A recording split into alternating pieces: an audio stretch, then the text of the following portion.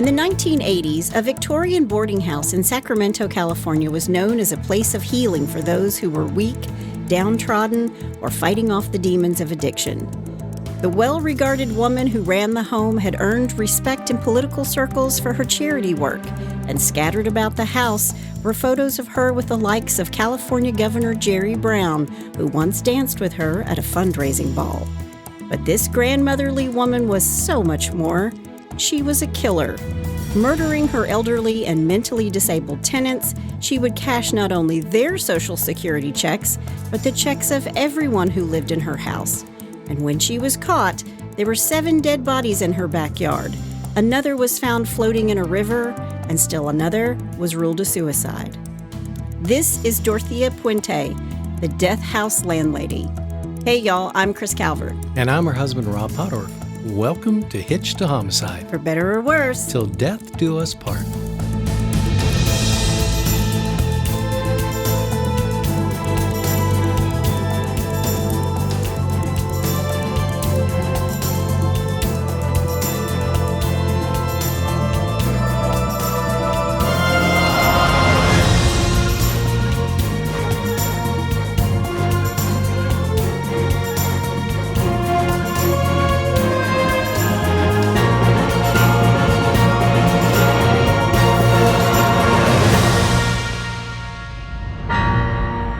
Welcome back, everybody. Yes, welcome. Wait, yokosa, yokosa, yokosa. That's for my Japanese friends. And you have friends in Japan. I do work for Tokyo Disney. Yes, if you're ever in Tokyo and you go to Disney, you can hear some of Rob's music over there. They call him Rob-san. Yes, and my good friend who's the music director over there, Hiro-san, we've become very good friends, even though he doesn't speak English and I don't speak Japanese, but we have a couple words that we can communicate with. And a wonderful translator between the two. Yeah, we always have a translator whenever I'm working with him. So. Well, wherever you're listening, like, rate, and review, even if you're in Japan, because I know we got some people who listen in Japan. Yeah.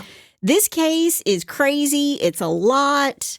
I know that someone posted this in the In-Laws and Outlaws for me to do. I cannot remember who. So if it was you, send me a message in the group after you hear this podcast. Okay. There's a whole lot to this. I'm going to jump right into it.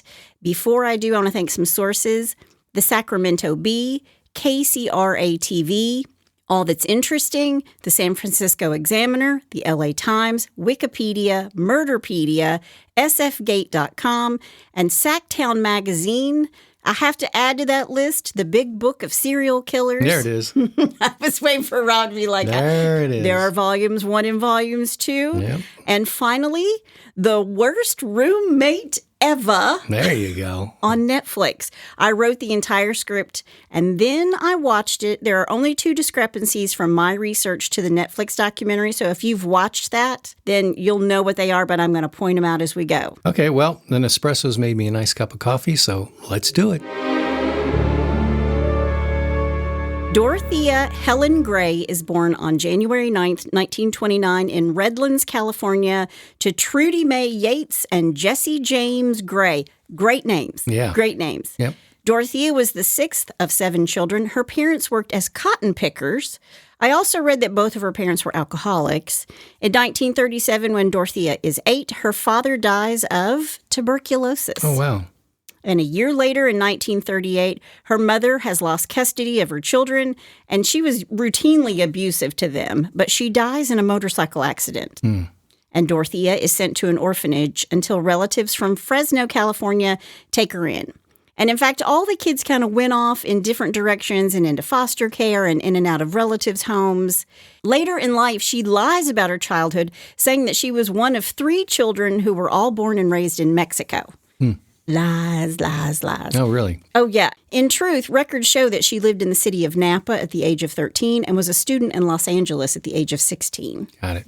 And when Dorothea is just 16 years old, she leaves California. She heads to Olympia, Washington to strike out on her own. Here she calls herself Sherry Sheridel A. Russell. Okay. And she works at a milkshake parlor during the summer of 1945. Isn't that a movie, The Summer of 45, The Summer of 1945? Summer 42. That's with a good friend of mine, Jerry Hauser. Yeah. Yep. But when that doesn't pay, when working at the milkshake parlor doesn't pay enough, she tries to make a living as a sex worker.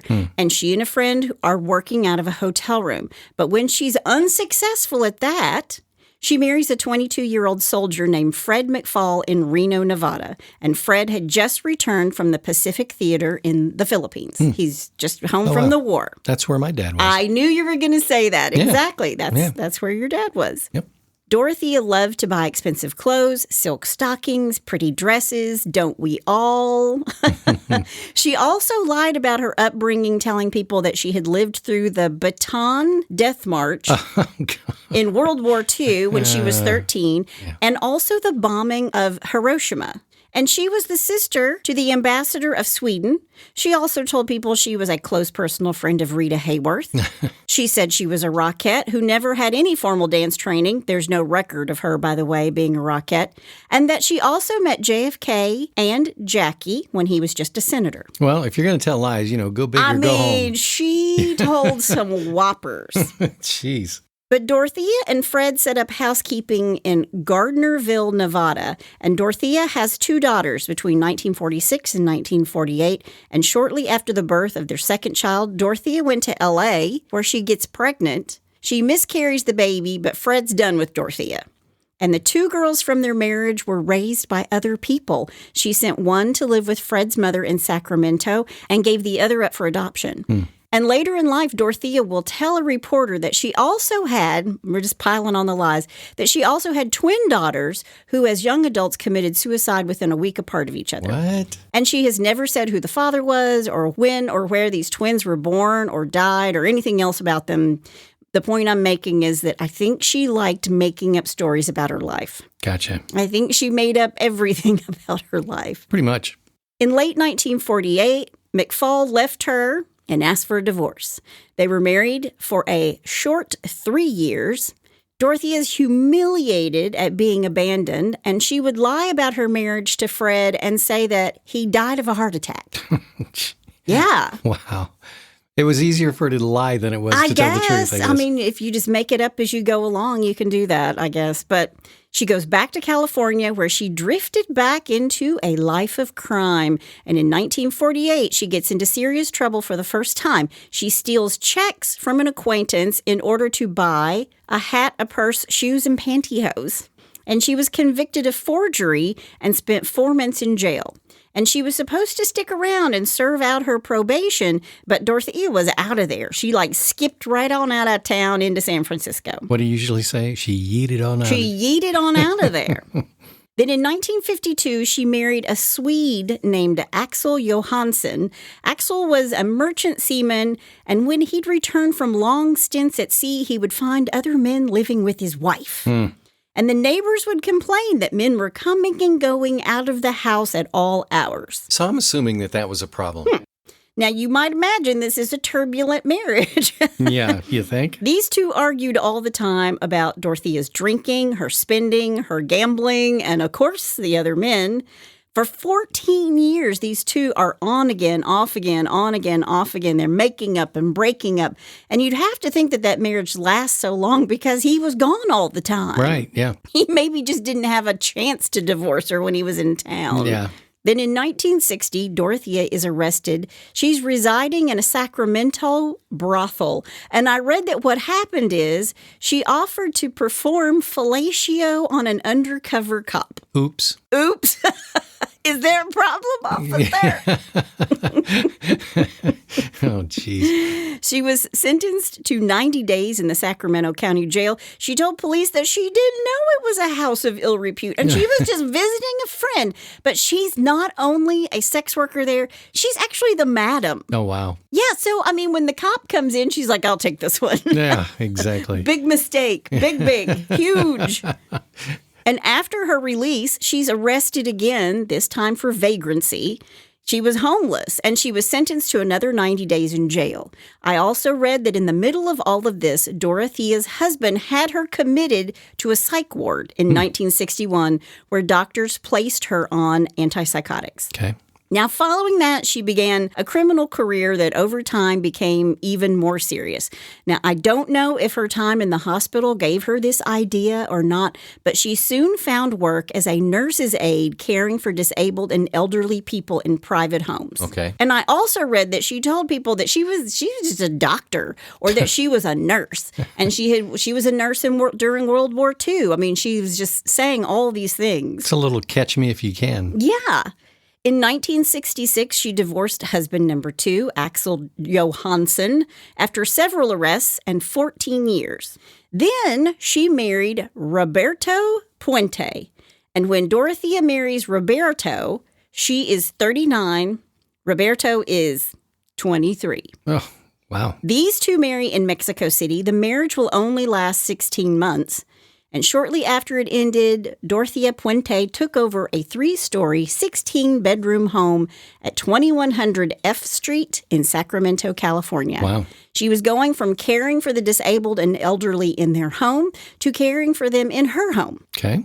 Dorothea married for the 4th time in 1976 to Pedro Montavlo. He was a violent alcoholic, and Pedro left her after a week. Like 1 week after the wedding, he leaves her. He had enough. And the marriage only lasted a few months. They were together only a few days. Wow. But it took them longer to get divorced than they were actually married. Right.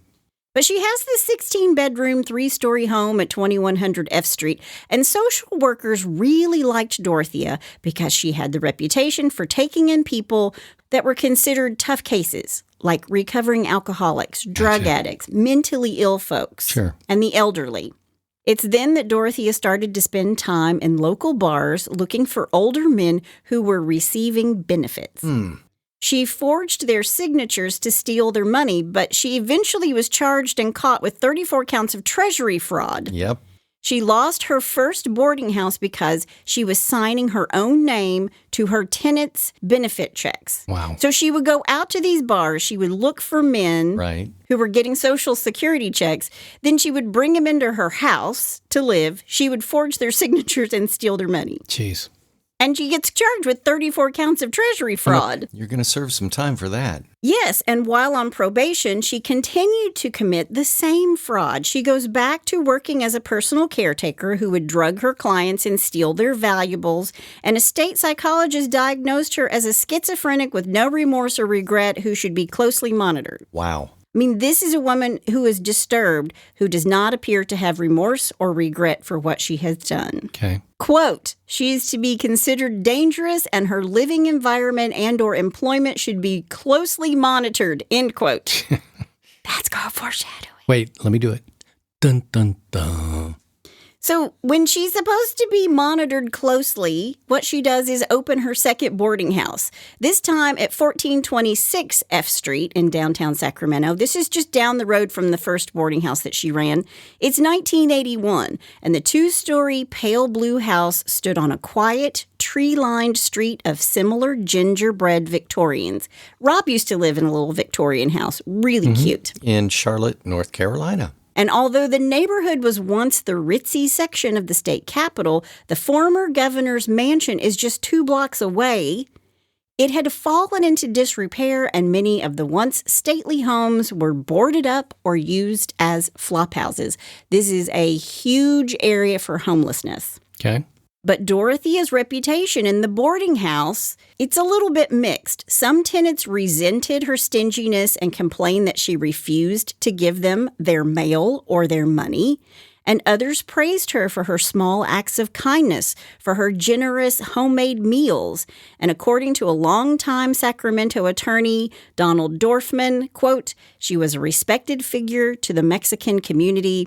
She gave them clothing. She gave them food. She'd give advice to all these young Mexican women who came to her when they were trying to get divorced, end quote. Okay. Well, the clothes that she's giving them, we'll talk about that a little bit later. Okay. And I'm not disputing that she did these nice things for people. I just think she always had her best interest at heart. Yeah, she had an underneath ulterior it all. motive. Yeah. Yeah. Now, in the new home on F Street, she took in people who were marginally homeless without any close family or friends. She took in people who wouldn't be missed. They're called shadow people. Okay. And when probation officers stopped by to check in on Dorothea, remember she's on probation, Right. she would tell them that all those people staying in the boarding house were her friends and not boarders.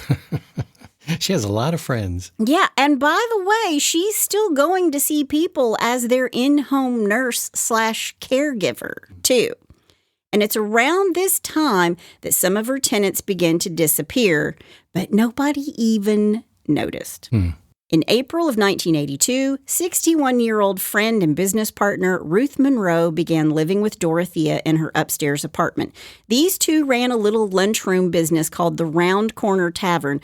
Ruth had a man in her life. I saw in some sources that he was her husband, and in others he was just Harold. Okay. And this is one of the discrepancies.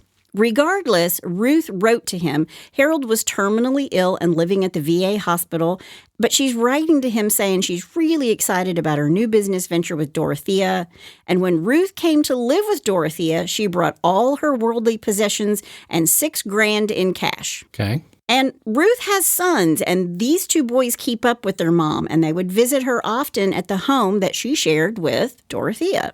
And once all the money Ruth had was put into this little luncheon place they were running together, Dorothea didn't have much use for Ruth. And soon after, Ruth died from an overdose of codeine and Tylenol. And Dorothea tells police that Ruth was very depressed because her husband, or Harold, was terminally ill. And authorities believed her, and they ruled Ruth's death a suicide, even though Ruth's family said that Ruth would never commit suicide. And they told police that Ruth had started drinking at Dorothea's behest, and their mom did not drink. And when Ruth's autopsy comes back, she had toxic levels of drugs in her system, but they still ruled it a suicide. So something's hinky. Very hinky, and in none of the sources did I see that, because she gave all this money to all these politicians, that had something to do, but they're going to let things slide over and over and over with this woman. Yep. A few weeks later, the police were back at Dorothea's home because 74-year-old Malcolm McKenzie, a man she'd met in a bar and went home with, accused Dorothea of drugging and stealing from him. Oh, wow. Malcolm told authorities that she drugged him, and he watched while she looted his home while he was unable to speak or move. Like she's given people Roofies. Roofies, yeah. Wow. Yeah. In fact, she had drugged 4 elderly people and stolen their valuables when she was supposed to be their in-home caregiver. Wow. She was convicted of 3 charges of theft on August 18, 1982, and sentenced to 5 years at the California Institution for Women, where she began corresponding with a 77-year-old retiree living in Oregon. Okay. His name is Everson Gilmouth. Ooh, cool name. He's a pen pal, and this friendship develops. And Everson tells Dorothea about his fat pension and his Airstream trailer. That's all she needed. That's all she needed to hear. You had me at Airstream. I knew you were going to say something about the Airstream. I did. Well, the Airstream trailer was created by the founder was in my hometown in Ohio. There it is. Yep. Sydney, Ohio's getting a shout out. Yep. But when Dorothea was released in 1985 after serving just 3 years of her sentence, he is waiting for her in a red 1980 Ford pickup. There you go. And their relationship developed quickly, and the couple was soon making wedding plans. They opened a joint bank account and paid $600 a month to rent a room upstairs at the apartment of 1426 F Street in Sacramento. Okay. Everson told his sister he's in love and he's going to marry her. And he also tells his sister that he'd made Dorothea a signatory on his checking account. Oh, wow. That's a big mistake. Yeah, that probably was the start of the end. Oh, the start of the end was in 1981. I mean, just wait. In November 1985, Dorothea hired a handyman named Ismael Flores to install some wood paneling in her apartment. For his labor and an additional $800, Puente gave him a red 1980 Ford pickup truck in good condition, which she said belonged to her boyfriend in Los Angeles, who no longer needed it. Then she asked Flores to build a box 6 feet by 3 feet by 2 feet to store, quote, books and other items, end quote. It's pretty specific for books and other items. Yep. Then she asked Flores to transport the filled and nailed shut box to a storage depot, and Flores agrees. And Dorothea hops in the red 1980 truck with him. Wow. They're on the Garden Highway in Sutter County, and she stops him, and she wants to dump the box in the Sacramento riverbank. It's an unofficial household dumping site. And Dorothea tells him, pull over. We're just going to dump all this. And then she tells him that the contents of the box were just junk.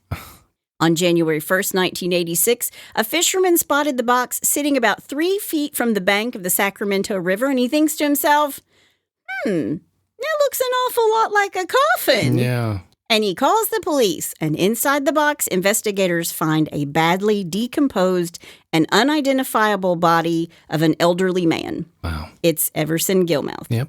He was dressed in his underwear, wrapped in a white bedsheet. He's bound with black electrician's tape and surrounded by mothballs. I thought that was so weird. Mothballs? Mothballs. Like she thought that was going, okay, whatever. I don't know. The body was decomposed beyond the point of recognition. The only distinguishing feature was a wristwatch with a metallic band that still clung to his left wrist. But no one is going to know that it's him for another 3 years. Wow. Dorothea continued to collect Everson's pension checks and wrote letters to his family all the time explaining that the reason he hadn't contacted them was because he was ill. She sent his sister thinking of you cards and postcards with updates on how Everson was doing. Jeez. And when the owner moved out of 1426 F Street, Dorothea took it over, subletting the first floor rooms on the cheap and taking over the second story for herself. Dorothea maintained a, quote, room and board business, end quote, taking in 40 new tenants who were mostly alcoholics and drug addicts. And social workers were placing people with her. Never mind that she had 5 felony convictions for drugging and robbing elderly folks. No one ever looked into her. And here's how she ran the operation. The boarders paid her $350 a month for a private room and 2 hot meals a day. Breakfast was at 6:30 a.m. Better get your ass up early. And dinner was at 3:30 p.m. That's not even the blue plate special. That's an hour before the blue plate special. Good grief. Wow. And Dorothy apparently was a good cook, and she would make pancakes and bacon and eggs for breakfast. But if you missed mealtime, you did not eat. Wow. There were no late plates. Wow. And nobody was allowed in the kitchen. Why did she do 3:30? I have no idea. Well, I do have an idea. Okay. I do have an idea. Hang on. Okay. The tenants were also not allowed to touch the phone or the mail. And Dorothea would chew out anybody who dared to touch the mail. And even though most of these tenants had a drinking problem and alcohol was strictly forbidden, up in Dorothea's room, there was a fully stocked bar. Now, of course there was. Now, the 3:30 dinner time helped her make it to happy hour. That's what I wrote. Because at night, she would go out to seedy bars and try to pick up on old men. She would ply them with alcohol, then ask about their finances. And if she thought they made enough money, she'd invite them to come and live with her in her boarding house. Wow. And I read that she would leave stacks of cash with the bartender with names attached to them so she could buy these people drinks even when she wasn't there. Like she wanted to be on the minds of these men, even if she's not there. Right, yeah. I read a story about a man at Harry's Lounge where Dorothea used to hang out, and she asked him where his money came from and where he was working. She was always trying to talk him up. She was always trying to talk him into moving into her boarding house. This guy never moved in, and he told the press back in 1988, "It saved my life." Yeah, you think? Talk about dodging a bullet. Yeah. Dorothea's raking in around $5,000 a month, or in today's money, about $13,000 a month, on all of these tenants, because she's the designated signee for all these people who come into her home, And she says she's taking $350, and she is putting some money in their bank accounts, but she's keeping the rest. Yeah.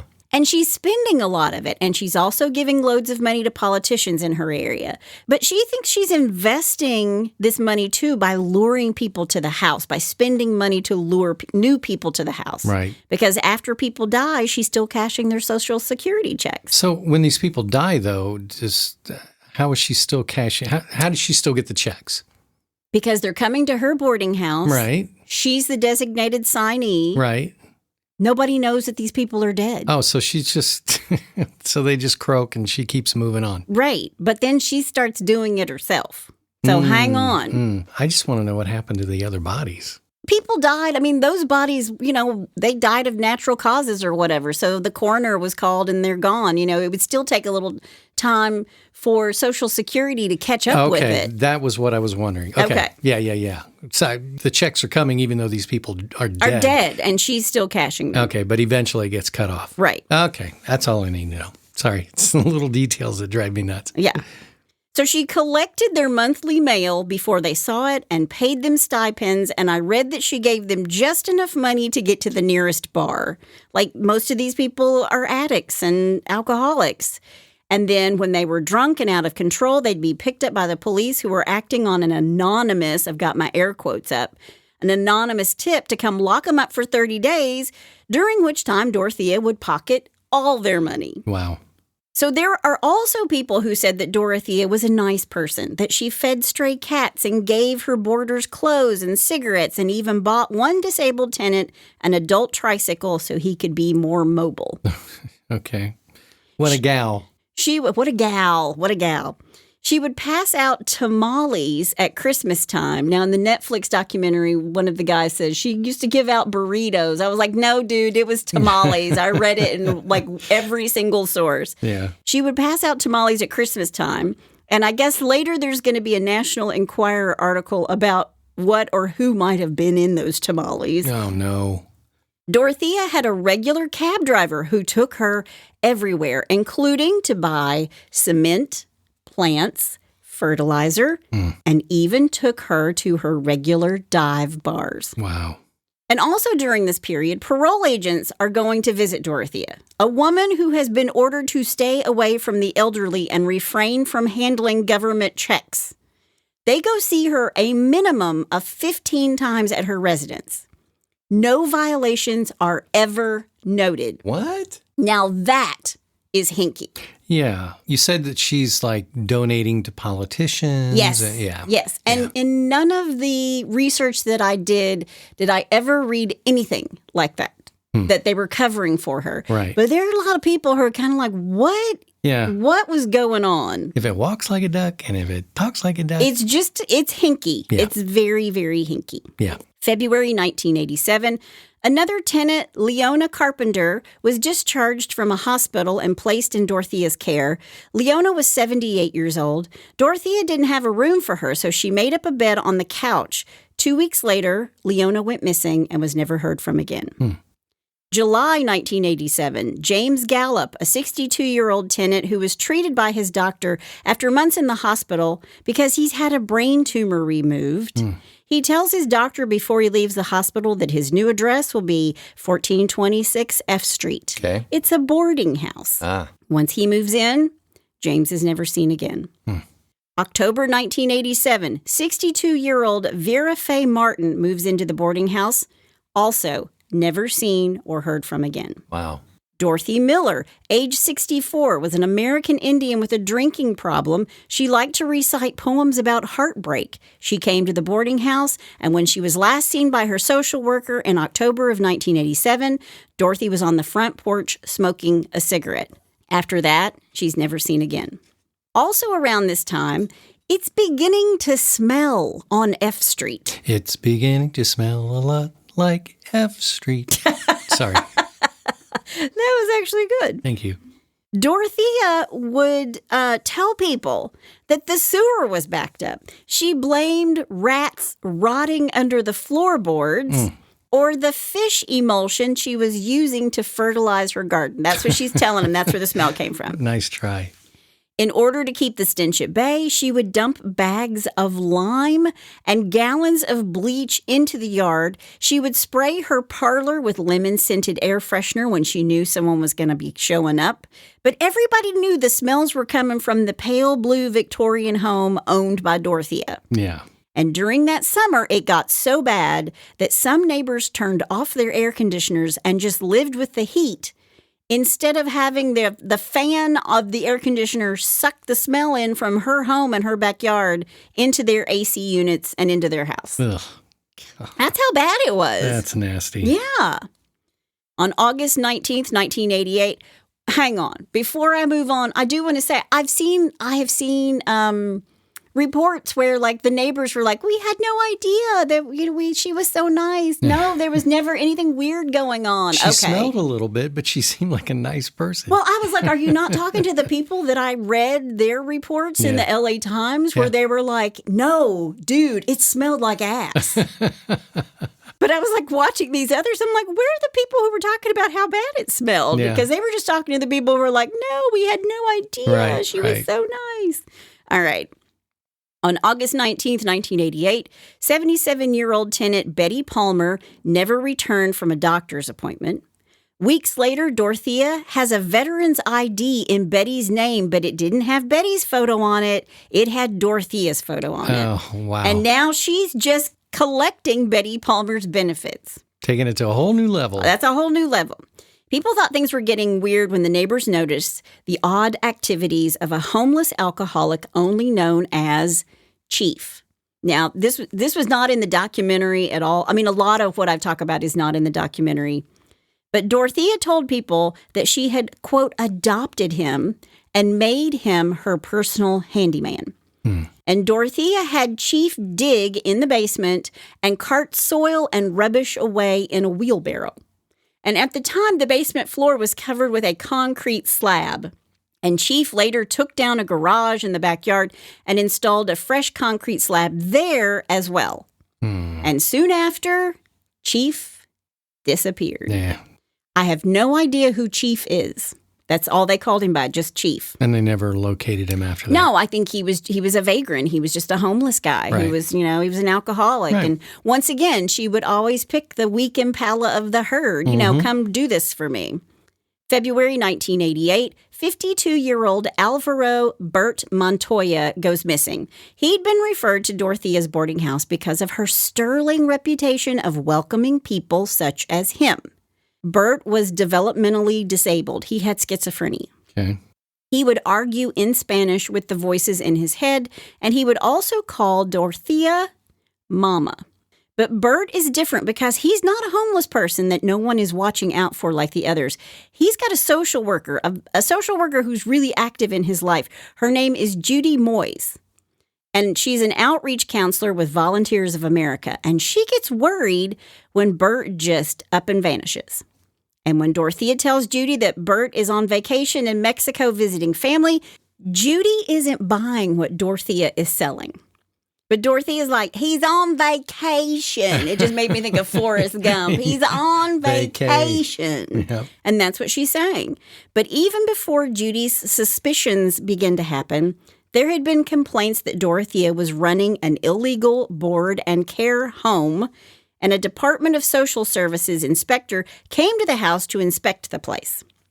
So somebody's reported her. Right. And this inspector knows that Dorothea has a criminal past and that she's previously misused her client's benefits as her own. And a report is filed which says that the complaints were unfounded. Okay. Yeah. So again, off the hook. Guess they didn't investigate very well. Yeah, she's off the hook. Yep. But Judy's not the only one who's worried. Another social worker named Peggy Nickerson, who sent lots of clients to Dorothea's home, thought that things weren't right when she tried to visit some of her clients, and Dorothea told her that they'd all just moved away. And when Peggy hears this, and even though these people are at risk of leaving the house on their own anyway, they all have a history of wandering off and returning to their old ways of addiction, she never again sends another client to Dorothea's home. Okay. Her spidey senses are up. She's like, you know what? No more. I'm not sending any more. Yep. April 1988, Benjamin Fink, a 55-year-old alcoholic who was a tenant in the home, was last seen. The other tenants would later say that he disappeared after Dorothea said she was taking, quote, Ben upstairs to make him feel better, end quote. Air quotes. Yeah.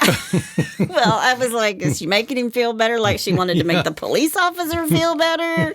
But she's drugging him. Right. She's giving him drugs. On November 7th, Bert's social worker, Judy, files a missing persons report with the police. She's had enough. You know, she's not buying what Dorothy is saying. She's had enough. She files a missing persons report with the police. And she tells Dorothea, I'm filing a missing persons report. Right. And after this, Judy gets a phone call on her machine at work from someone who says that they're Bert's brother-in-law, but they actually, in the course of leaving the message, flub it up and use their own name. His name is Donald Anthony. He's a local halfway house resident, and he was helping Dorothea. And Anthony called Bert's social worker, posing as the brother-in-law, and told her that Bert had gone to live with his family out of state. But then he leaves a second message, and that's when he screws it all up and uses his real name. He says it's Anthony. And then he left a third message. He said, that first message wasn't who you think it was. Yeah, I mean, he bungled it. He totally bungled it. And Judy's like, the jig is up. Yeah. And she goes to the police. Now, in the documentary, Judy says that another tenant named John Sharp tells her that something is going on. And it could be that both of these things happened, but according to reports back in 1988, there was a message left on the machine. Okay. On November 10th, 1988, police come looking for Alvaro Bert Montoya and anything unusual going on at Dorothea's boarding house. And when police arrive, who comes to the door but a little old lady with big Coke bottle glasses? It's Dorothea. And she tells the police the same story she's told Judy. Bert's on vacation. And another tenant named John Sharp tells the police, Dorothea's telling the truth. Bert's on vacation. But just as the police are leaving the building, they're about to leave this little Victorian house, John Sharp slips one of the officers a note. It's on the back of an envelope, and it says, quote, she's making me lie for her, oh, wow. end quote. Wow. So police leave. They get a search warrant. And on the morning of November 11th, 1988, Detective John Cabrera and a couple of his buddies return and search the house. And she says, come on in. And they find nothing. The interior of the house was cluttered with old lady knickknacks, miniature vases, and porcelain dolls and doilies. That's according to William Wood's book, The Bone Garden. I will put a link to that. I did not read the book, but I'll put a link to it in the show notes. Okay. But they didn't notice anything that's out of the ordinary. They're like, okay, it's a house full of knickknacks. It's a little old lady, and she's taking in these people. But then they notice that in the backyard, the soil has been disturbed in the southeast corner of the property. And they ask her, what's going on back there? And Dorothea says, well, I don't know. I'm planting cucumbers. I don't know what's back there. And then they're like, well, we're going to dig. You care if we dig? And she's like, no. She even offers them an extra shovel. And they start digging. And they start turning up the soil with their shovels. And they start coming across these shreds of cloth and what looks like beef jerky. That's what he called it, beef jerky. Ugh.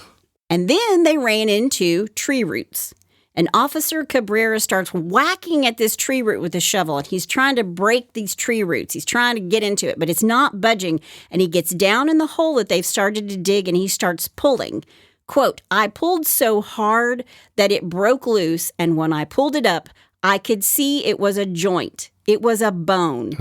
And at that time, I was airborne and out of the hole, end quote. Yeah. It was a femur. It was a femur is what he found. Man, can you imagine? No. And beef jerky, that's tissue. That's human tissue. Yeah. And Dorothea can hear them talking. She can hear the chit-chat. So she goes over and she looks into the hole herself. And Officer Cabrera says, look, lady, we've got a human corpse on our hands here. Ugh. And Dorothea, she clutches her pearls and she slaps her palms to the side of her face in shock and awe. Oh, my gosh. Oh, my goodness. And the academy goes, too. Yeah. She's just like, I have no idea. Wow. I didn't know. Yeah. And the men stop digging when they find a shoe with a piece of a foot still wedged inside it. Oh. They're going to return the next day with the proper excavation equipment and all the right people. They take Dorothea and some of the residents to the police station to question them, where Dorothea says she's innocent. She has no idea how that body got in her backyard. And then they interview John Sharp, and he tells police that Dorothea is up to something and that she asked him and all the others to lie for her and that she would make it worth their while. Oh, wow. But they have nothing to hold Dorothea on. They let her go, which was a mystery to me, but it's because it's Bert that they're looking for, remember? Right. That Judy has called in and said Bert is missing. Sure. And he'd only been gone a couple of months, and this body had been dead for a long time. Right. So is it the possibility that that could have been in her backyard before she even got there and started renting out? They didn't know. Right. But they couldn't keep her. Sure. The next morning is a Saturday, and a team of forensic anthropologists and people from the coroner's office, along with a county work crew with heavy machinery, show up at Dorothea's place. Ding dong, we're here to dig up your backyard. The first person the authorities dig up was the body they'd found the day before. It was a small female with gray hair that had rotted into a skeleton. And listen, people are gathering all around and peering over the fence. Yeah. They want to see what the heck fire is up in Dorothea's backyard because it has been smelling like ass for so long. Dorothea's got a nice floor show going on. And they're like, we got to know what's happening. Right. Reporters show up, and there were reports that kids were hanging in trees waiting to see what was next. Wow. And then a fresh body is unearthed and carried to the coroner's meat wagon. The team starts to drill through this old slab of concrete when Dorothea walks into the yard and says, "Hey, fellas, I'm not under arrest or anything, am I?" And they say, "No." And she tells them, "Well, then I'm just going to go down the street and buy a coffee at the nearby Clarion Hotel." And Right. Dorothea leaves in a long red coat. She was wearing purple pumps. She's carrying a little pink umbrella, and she's got her pocketbook. And nobody followed her? Well, he watched her walk into the Clarion Hotel. Yeah, okay, whatever. But she leaves, and they begin to dig. And Dorothea never returns to the boarding house. Yeah, there's a big surprise. Yeah, Come on, please. Right. Meanwhile, police are digging, and under the concrete they find 3 more bodies. Wow. They find a 5th body under a gazebo in the side yard. And by this time, police are like, "Hey, what happened to Dorothea?" Yeah. Jeez. It's been 4 hours. She went to get coffee. She was long gone. Yeah. I mean, the first thing that I would have done if I were a cop or in that situation is the prime suspect, which you know she was. Yeah. Follow her ass. They were too busy digging, and I think they were so busy being like, what? Oh my gosh, it's another one and another one and another one. Yeah, that's just incompetence. Well, when all was said and done, police and the team unearthed 7 people who checked into Dorothea's boarding house and never checked out. They were. It was basically a Hotel California. It was. You can check out anytime you want, but you can never leave. There you go. And here's who these 7 people were. Alvaro Bert Montoya, she told everybody he'd gone on vacation. He was found under a newly planted apricot tree in the side yard. Oh, how sweet. Dorothy Miller, the 64-year-old American Indian, she was found with her arms taped to her chest with duct tape. Ben Fink, the 55-year-old alcoholic, remember, I'm taking Ben upstairs to make him feel better. Sure. He's found dressed in striped boxer shorts. Wow. Betty Palmer, she's the one who went missing, and Dorothea put her face on Betty's ID. Parts of Betty's body are found. She was missing her head, her hands, and her lower legs. Good grief. She was found in a sleeveless white nightgown below a statue of St. Francis of Assisi just a few feet away from the sidewalk at the front of her house. When did she do that? I guess in the middle of the night. Wow. Leona Carpenter, age 78, who spent 2 weeks on a couch at the boarding house before going missing, was buried near the back fence. It was her leg bone that the detective Cabrera mistook for a tree root. James Gallup, the 62-year-old brain tumor survivor, is also found on the property, as is Vera Faye Martin. And when her body is exhumed, she is still wearing her wristwatch, and it is still ticking. Wow. It was a Timex. I knew you were going to say that. I knew you were going to say that. You know what? I go for the low-hanging fruit. I think everybody who listens to this podcast, they know what you're going to say next, too. Are you saying I'm predictable? Just on certain things, baby. Okay, all right. Just on certain things. All right. But all these bodies are severely decayed, and most of the internal organs are just mush. And inside the boarding house in Dorothea's room, police find expensive perfume and silk dresses. And it's noted that Dorothea, who is now 59, has perfect skin. And they think that maybe she has had a facelift. But she's also trying to play the part of the grandma. So which is it? Right. I don't know. They also uncover, on the second floor, a room with a carpet on top of a carpet. And under that is the smell of rotting flesh. And it's where she would prepare the dead bodies before getting them into the ground. Wow. And they could have been there a day. They might have been there a week. They could have been there longer. Sure. Police put out a BOLO, a broadcast issued from law enforcement agency to others. The FBI starts looking for little old lady Dorothea, as is the Secret Service. Yeah. And the media is in a frenzy. A tizzy. They are all a titter. A nervous titter ran through the crowd. They are. Now, meanwhile, here's what Dorothea was up to. After she told police she was going for a cup of coffee at the Clarion Hotel, at 9:45 a.m., she called a Capital City Co-op cab from the hotel, say that 3 times fast, which took her to Tiny's Lounge in West Sacramento on the other side of town. There, she drank 4 vodka grapefruits and took another taxi at 11:19, an expensive one, $70 in 45 minutes, to the Greyhound bus station in Stockton, where she boarded a bus to Los Angeles at 2 p.m. She had $3,000 in cash in her little old lady pocketbook. And y'all, she had on this red coat, and she has this little pink umbrella, and she's wearing effing purple shoes. She checks into the Royal Viking Motel in downtown L.A. at 8 a.m. under the name Dorothea Johansson. So she's taken, like, her real name and Axel's last name, like 2 husbands ago, maybe 3 husbands ago. She's a hybrid now. She is.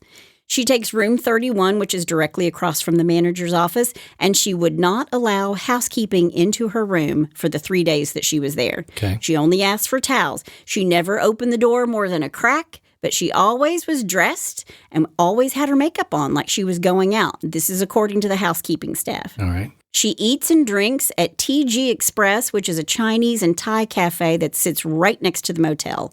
And she ate chop suey or barbecue pork and always had a beer. These are the things that everyone's recalling in these old newspaper articles. Right. 2 days later, about 3 p.m., Dorothea is at the Monte Carlo Tavern in downtown L.A., about a mile from her hotel. She takes a seat next to a 59-year-old retired carpenter named James Wilgus, who is nursing a beer. And I also read in the 1988 Sacramento Bee that Charles was a thin, balding, disabled maintenance man. So was he a retired carpenter or was he a disabled maintenance man? These are the kind of discrepancies that you find in things. People, I think, romanticize stuff a lot. Oh, yeah, especially as a lot of time passes. As time goes on. Yeah. But regardless, Dorothea chats him up. She tells him that her name is Donna Johansson from Sacramento and that her husband had just died the month before.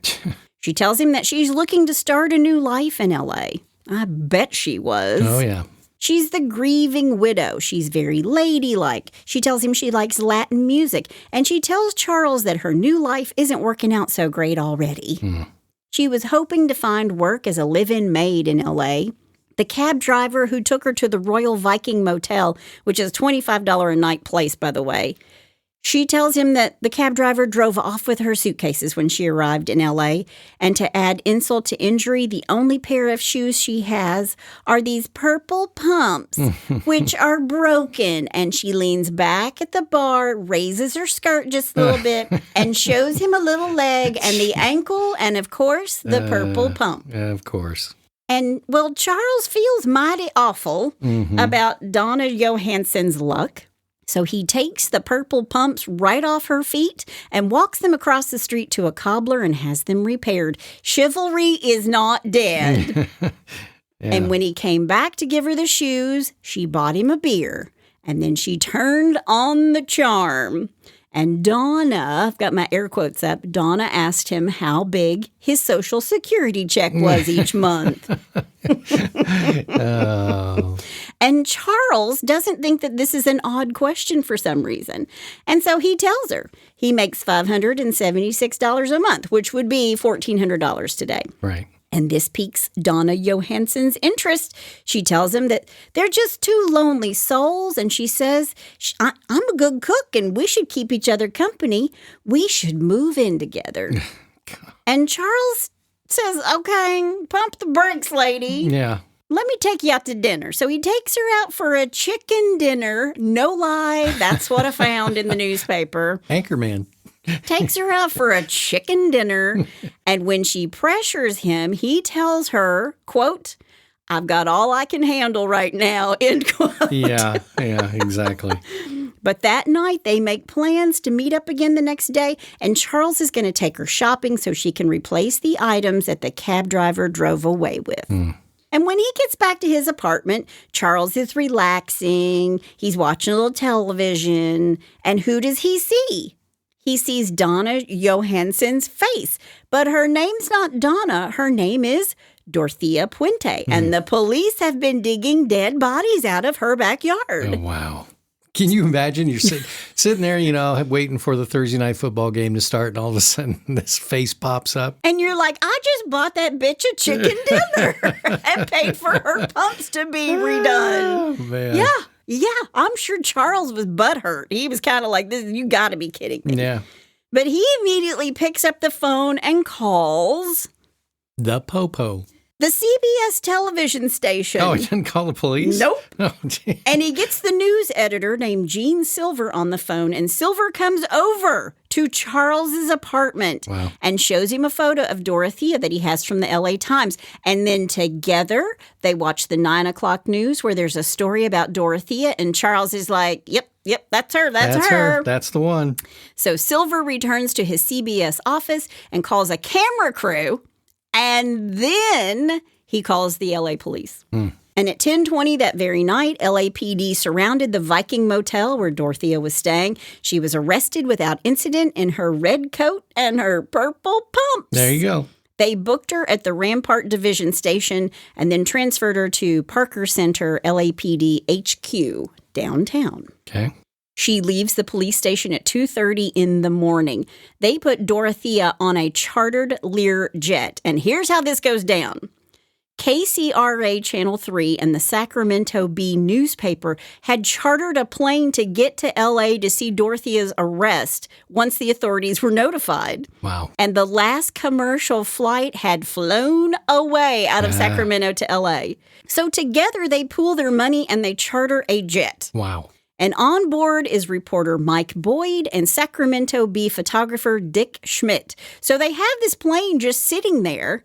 And the Sacramento police are like, hey, can we catch a ride with you? And if you let us, you can ask Dorothea some questions on the plane, but nothing about the murders. Gotcha. And they say, sure, let's go. Yeah. So they chain Dorothea's arms to her waist. They get her on the plane where she tells the reporter, quote, I have not killed anyone. I used to be a very good person at one time, end quote. And the DA, as you might imagine, when they are wheels down in Sacramento, he is not happy that the media was allowed to ride back and talk to her because it could have compromised the whole case. Sure. But Bob Jordan of Channel 3 News said, quote, our job is to aggressively cover the news and to run after things when they happen. And frankly, I'm proud of what we did. End quote. Right. And the Sacramento Bee editor said, quote, our role was that of an observer. I think we would have betrayed our readers if we hadn't done this, end quote. Right. So they're like, look it, we chartered. They're the ones who said, can we hop a ride? We just said, yeah. Yeah. So go talk to your police officers, not the media. Exactly. Dorothea was pale and drawn from her all-night affair when she landed. She was arraigned before Sacramento Municipal Judge John Stroud and was formally charged with the murder of Alvaro Bert Montoya. And the Sacramento Police Chief John Kearns said that he expected Dorothea would be charged with 7 murders. And the Deputy District DA, Dan Kincher, said, yep, well, that's exactly what we're going to do. We're going to charge her for all 7 bodies. they're going to end up charging her for 9 deaths. Wow. Which included Everson Gilmuth and Ruth Monroe. Preliminary hearings began in April of 1990, and on July 3rd of 1990, Dorothea is charged with 9 counts of murder 1. She pleads Not guilty. not guilty. Yep. Her trial is moved to Monterey County, California, on a change of venue motion filed by her attorneys. The trial began in February 1993 and ended in July 1993. This trial lasted 5 months and had 150 witnesses. Wow. Now, here's the problem. There are no eyewitnesses to these murders. The prosecution can only prove the cause of death in the case of Ruth Monroe because the other bodies were too far gone to glean any evidence. But what toxicology tests revealed was that there were traces of Dalmane, which is a prescription-strength sleeping pill, in the remains of everybody that they dug out of the yard. Oh. And Dalmane can be lethal if it's mixed with alcohol or other sedatives, and it is particularly potent in the elderly. Wow. And guess what? A guy named Dr. Thomas Duty, Dr. Duty, a Sacramento psychotherapist, prescribed these for Dorothea. That name is so unfortunate. Yeah, Dr. Duty, Doody. Sorry. That's funny. And another physician would say on the stand that it was more than what Dorothea needed for herself. She was getting way more of this sleeping pill than she would need for just herself. Right. An affidavit said Dr. Duty also prescribed the drug for Bert Montoya 1 month before he disappeared. 1 month before he disappeared, Dorothea sent Bert to Dr. Duty with a note asking that he prescribe Dalmane, quote, for sleeping, end quote. Wow. So she's getting drugs from Dr. Duty, and she's sending her people that are living in her house to Dr. Duty. Right. Other residents of Dorothea's home came forward saying that Dorothea would make people leave if they wouldn't allow her to manage their Social Security checks. And Bert Montoya complained to the employee at a local detox center that Dorothea was, quote, giving him a medicine he didn't like to take, end quote.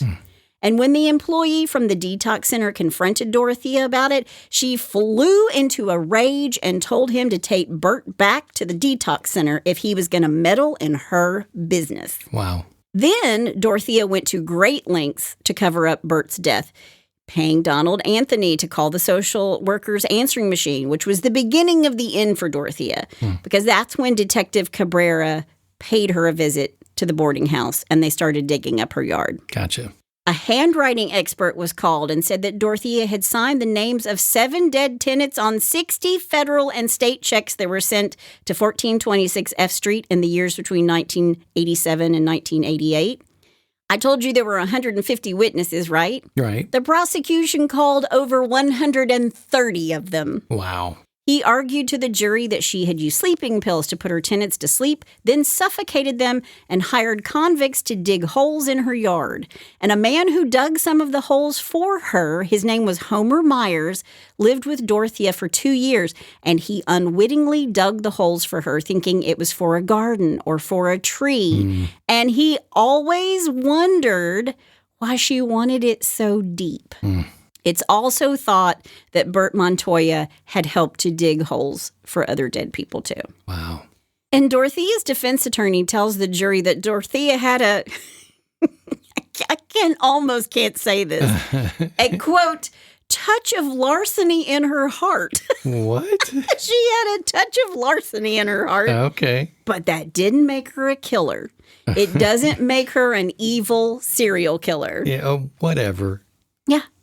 And here's what Dorothea is saying. She says that they all died of natural causes and she buried them in the backyard because she didn't want to go to jail. But when they dug them up, she continued to lie to the police, telling them, among other things, that she had just seen the long since dead Bert Montoya just a few days before. So when they're like digging up these bodies and they're saying, is Bert going to be in this backyard? She's like, no, I just saw him a couple days ago. And he's been dead a long time. Yeah. Wow. The defense called several witnesses that showed that Dorothea had a generous and caring side to her, and several other witnesses, including her long-lost daughter. Don't know what her daughter said on the witness stand, but I did read that. Right. They testified how Dorothea had helped them in their youth and guided them to successful careers. Mental health experts testified of Dorothea's abusive upbringing and how it motivated her to help the less fortunate. And at the same time, they agreed that she had an evil side brought on by the stress of caring for her down-and-out tenants. Wah. Yeah, right? I know. I still can't get over that she had a touch of larceny in her heart. That's a shirt. I've just got a touch of larceny in my heart. Yeah, no, that was gas. The jury deliberated for 24 days and while doing so, traveled to Sacramento to visit the crime scene, the house on F Street. They went to the dive bars where she trolled for victims. They toured the narrow rooms of the Victorian home where her victims died and walked over the garden where Dorothea had planted flowers over the victims' dead bodies. Wow. On Thursday, October 14th, 1993, after several days of deliberation, the jury was deadlocked, 7-5 for life. Some people say it was because she looked and acted like this sweet little grandmother.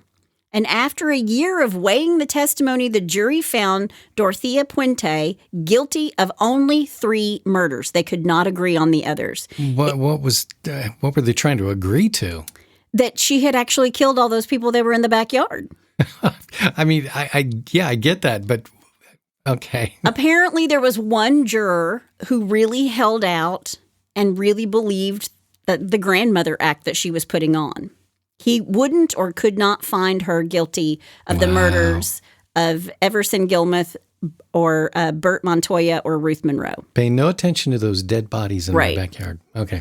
The judge, Michael Verga, declared a mistrial when the jury said that further deliberations would not change their minds. They're like, this is it. This is it right here. And so Judge Verga said, under the law, Dorothea Puente will receive life without the possibility of parole. She showed no emotion when the verdict was read.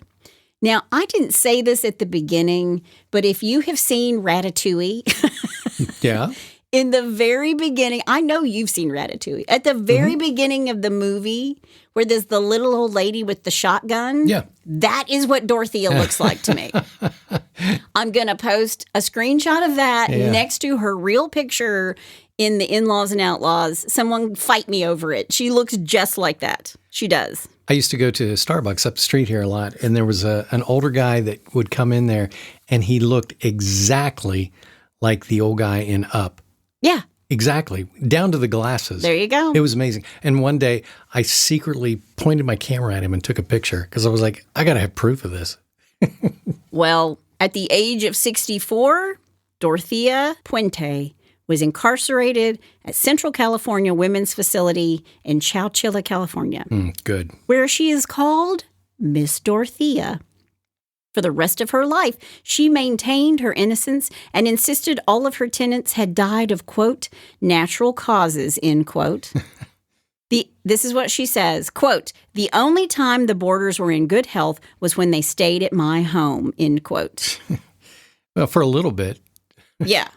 I made them change their clothes every day, take a bath every day, and eat 3 meals a day. When they came to me, they were so sick, they weren't expected to live, end quote. And I read that and I thought, bitch, you gave them 2 meals a day, and one was at 6:30 in the morning. Yeah. Whatever. Dorothea Puente died while in prison on March 27th, 2011. The California Department of Corrections said that the 82-year-old died of natural causes, what she said everybody else died of, and at an on-site skilled nursing facility. And I wrote in my notes, they did better for Dorothea than she did for anybody else. Yeah. Also in 2011, the Victorian house where Dorothea murdered her tenants was sold to a Sacramento couple named Barbara Holmes and Tom Williams at public auction for $215,000. They renovated the house, and they were all very aware of the history of the house. By the way, this old Victorian home was built in 1890, and it is protected as a historical building in Sacramento. Okay. So it can't be torn down. Right. But Barbara and Tom buy this house, and here's what Tom said, quote, Barbara wanted to change the image entirely. Yeah. Yeah. And he keeps saying, and that was just never going to happen. So we decided to play with it, end quote. He's telling this to KCRA Channel 3. Okay. And I don't know how funny this is, especially if you've had a loved one who died there. Right. But a shower curtain in the home was decorated with crime tape. And a plaque that still sits outside the home reads, quote, trespassers will be drugged and buried in the yard, end quote. Okay. It's not funny, but that's really funny. I mean, yeah. The couple also added a mannequin that was initially placed in the backyard and has since been moved to the front yard of the home. And the mannequin holds a shovel while wearing a gray wig and glasses and a red coat, similar to the one that Dorothea was famously wearing when she was arrested. You know what? You got to hand it to him. I mean, I guess. They held a one-day-only home tour as part of the Sacramento Old City Association's home tour. Wow. And back for the tour was Detective John Cabrera. He had not been in the house for 25 years, but he was happy to point out the death room to everybody where Dorothea would bring her victims, where she would drug them and place them on the floor for days or weeks before she'd drag them or have them dragged down a very narrow staircase that still stands. Wow. Well, but you know what? Here's the thing. Good for them. They went on the offense on this whole thing because that people would sneak around. They wanted to see the house, and they went, okay, we'll just take the mystery out of it. Let's just get this over with. Let's just put a mannequin in the front yard that looks like Dorothea. Right, and everybody will get tired of it, and then we won't have to deal with it. So good for them. There is one moment with Detective Cabrera where he says in the Netflix documentary that Dorothea said to him, quote, Mr. Cabrera, I'm sorry, end quote. And he seems to think in that moment that she really meant it. And I think in that moment that she was sorry that she was caught. Yeah, that's it. But that's my opinion. I wasn't there. I'm not him. He was there. But I think she was more sorry that she got caught than she was that she had killed these people and buried them in her yard. That's pretty much every criminal's. Yeah. Now, I'm really sorry when we're caught and sitting in jail. Right. But that is the lives and the deaths of Dorothea Puente. And that's all I have to say about that. Hey, Hitched to Homicide listeners. This is Chris Calvert. I love doing research and writing about real crimes, but I also love writing about fictional people who commit horrible atrocities. When you're ready to take a break from true crime for fictional crime, go to chriscalvert.com, where you'll find all my books, including some free ones to get you started. Jane Doe is one badass chick who quietly hunts terrorists in the United States. The Sex and Lies books are all FBI and CIA cases with a little romance on the side. And coming summer 2022, Book 10 in the series, Sex, Lies, and Rock and Roll, releases. You can find all of these books everywhere, and if you like to listen instead of read, you can find them all on Audible. So go grab a free book or take a listen. I love all the characters I've written. I've given them pain, ruined their lives, make them suffer, and maybe even throw in a heroic death. Or maybe they live to fight another day. Check it all out at chriscalvert.com, and thanks for being a listener of Hitched to Homicide. Wow, Grandma Puente.